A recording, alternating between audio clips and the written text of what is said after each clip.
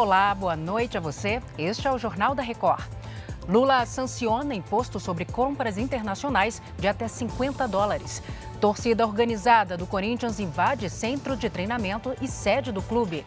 O Jornal da Record já está no ar.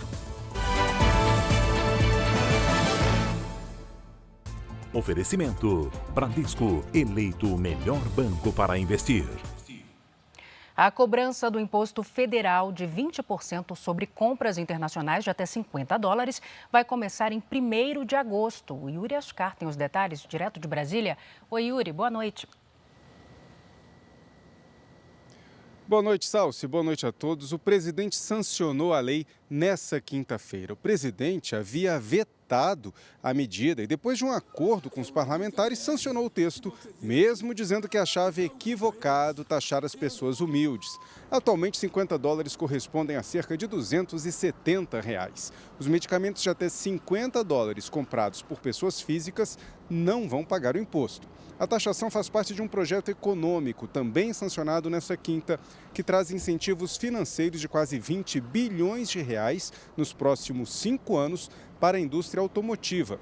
A ideia é estimular a pesquisa, o desenvolvimento de soluções e a produção de veículos menos poluentes. Salsi. Obrigada, Yuri. A agência internacional Fitch reafirmou nesta quinta-feira a classificação de risco do Brasil em BB com perspectiva estável.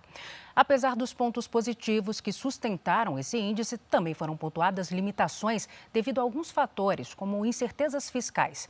A avaliação é importante porque muitos investidores levam a nota em consideração na escolha de países para aplicar recursos.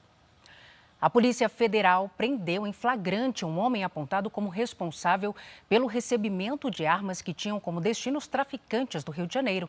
O Leonardo Aque explica melhor para a gente. Oi, Léo, boa noite. Como foi essa prisão?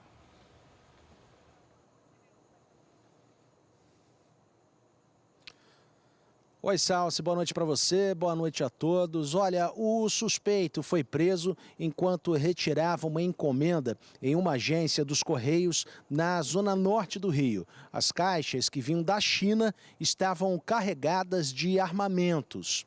Agora, segundo a Polícia Federal, foram apreendidos 8 acessórios de conversão de armas de fogo, chamados de kit Rony, um tipo de equipamento usado para a conversão de arma de fogo em semiautomáticas e automáticas. O preso foi conduzido aqui para a Superintendência Regional da Polícia Federal.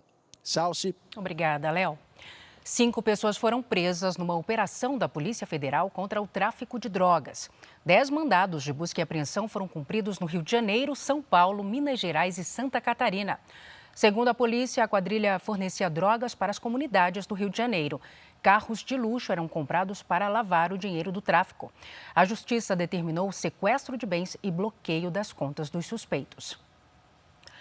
O inverno com dias quentes fez os lojistas anteciparem a liquidação da estação, que normalmente ocorre na segunda quinzena de julho. A estratégia é vender mais barato e não deixar nada parado no estoque. A estação mais fria do ano mal começou e as roupas de inverno já estão em promoção.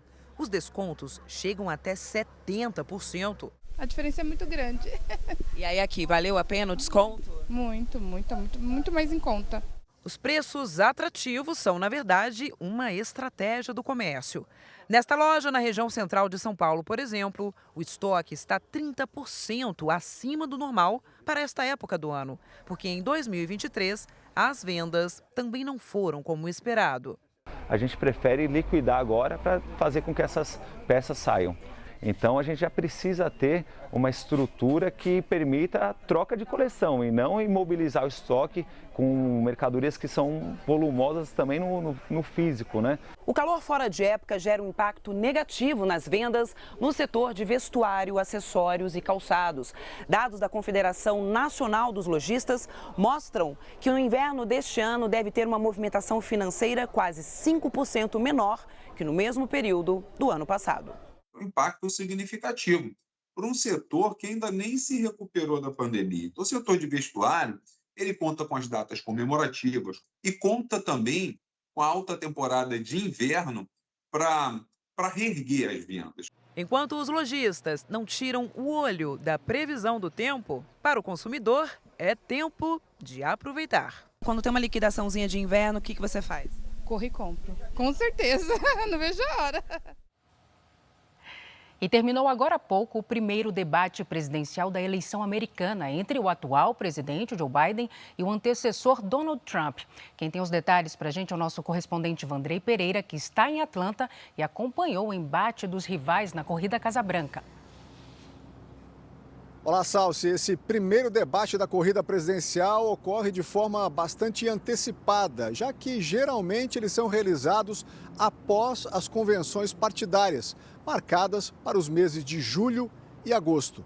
O confronto dessa noite foi marcado por fortes ataques pessoais e menos propostas que pudessem envolver os eleitores. Quando questionado sobre a inflação, Joe Biden respondeu que o mundo pós-pandemia prejudicou a economia em diversos países e atacou o adversário. Biden acusou Trump de causar uma situação de caos na economia do país.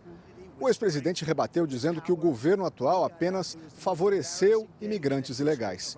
Outros tópicos importantes para os americanos foram discutidos pelos candidatos: a legalização do aborto e a participação dos Estados Unidos nas guerras da Ucrânia e em Israel.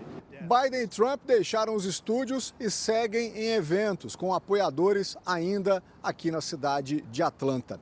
Os dois candidatos aparecem tecnicamente empatados nas pesquisas, mas o debate pode mexer com esses indicadores e também trazer eleitores indecisos.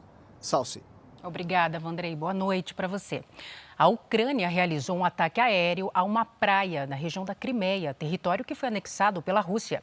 O bombardeio deixou 4 mortos, incluindo 2 crianças. O vídeo mostra os banhistas fugindo da praia no momento do ataque. Segundo Moscou, a ação militar deixou 4 mortos, incluindo 2 crianças. Mais de 150 pessoas ficaram feridas. O Kremlin culpou os Estados Unidos pelo ataque e prometeu retaliação. Câmeras de segurança flagraram o momento em que uma cratera se abre num campo de futebol em Illinois, nos Estados Unidos. Segundo a imprensa americana, o buraco tem 30 metros de largura e 9 metros de profundidade. As primeiras informações são de que a cratera se abriu por causa de uma mina subterrânea. Ninguém se feriu. Aqui no Brasil, torcedores do Corinthians invadiram o centro de treinamento e a sede social do clube nesta quinta-feira. Cerca de 40 torcedores da torcida organizada Gaviões da Fiel cortaram uma das grades e entraram no centro de treinamento Joaquim Grava. De lá, o grupo foi até a sede do clube no Parque São Jorge e conseguiu chegar até o andar da sala do presidente. Diversas viaturas da Polícia Civil e Militar foram encaminhadas para o local. Após a invasão, o presidente Augusto Melo recebeu os torcedores para uma conversa que durou cerca de 40 minutos. Ele chegou a mostrar uma proposta de patrocínio aos torcedores para tentar acalmar os ânimos. Acabei de receber a proposta, vou te mostrar aqui a proposta de Master, aqui e ali. Segundo a Polícia Civil, os torcedores teriam ido até o centro de treinamento conversar com os jogadores e cobrar melhorias no time. Mas os atletas estavam de folga. Por isso, o grupo decidiu invadir a sede social do Corinthians no Parque São Jorge. De acordo com o delegado que cuida do caso, eles serão autuados por invasão e provocação de tumulto com base na Lei Geral de Esporte. Ainda que não tenha ocorrido a ameaça e nenhum tipo de lesão corporal, houve a invasão, houve um princípio de tumulto, então isso é passível de registro, isso é crime. Nós estamos registrando aqui e vamos dar prosseguimento nessa investigação. A invasão acontece em meio às turbulências que o clube enfrenta. O contrato com o patrocinador principal do time foi rompido e está sob investigação. E dentro de campo, o time está a 6 partidas sem vencer e vem de um empate em casa contra o Cuiabá. Com apenas 9 pontos, o time está na zona de rebaixamento do Campeonato Brasileiro. Hora dos gols da rodada. Último colocado no Brasileirão, o Fluminense perdeu mais uma e viu a situação na tabela de classificação piorar ainda mais. Já o São Paulo voltou a vencer. O tricolor paulista estava a 4 jogos sem vencer.